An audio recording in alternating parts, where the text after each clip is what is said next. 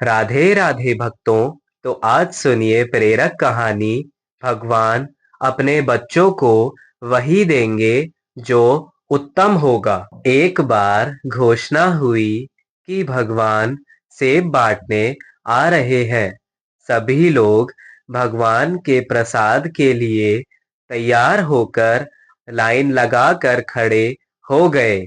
एक छोटी बच्ची बहुत उत्सुक थी, क्योंकि वह पहली बार भगवान को देखने जा रही थी।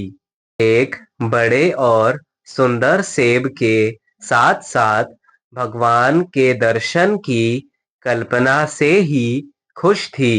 अंत में प्रतीक्षा समाप्त हुई।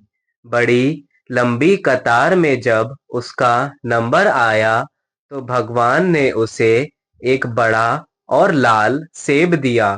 लेकिन जैसे ही उसने सेब पकड़कर लाइन से बाहर निकली, उसका सेब हाथ से छूटकर कीचड़ में गिर गया। बच्ची उदास हो गई। अब उसे दोबारा से लाइन में लगना पड़ेगा। दूसरी लाइन पहले से भी लंबी थी, लेकिन कोई और रास्ता नहीं था। सब लोग ईमानदारी से अपनी बारी बारी से सेब लेकर जा रहे थे। अंततः वह बच्ची फिर से लाइन में लगी और अपनी बारी की प्रतीक्षा करने लगी। आधी कतार को सेब मिलने के बाद सेब समाप्त होने लगे। अब तो बच्ची बहुत उदास हो गई। उसने सोचा कि उसकी बारी आने तक तो सब सेब खत्म हो जाएंगे, लेकिन वह ये नहीं जानती थी कि भगवान के भंडार कभी रिक्त नहीं होते। जब तक उसकी बारी आई तो और भी नए सेब आ गए। भगवान तो अंतर्यामी होते हैं। बच्ची के मन की बात जान गए।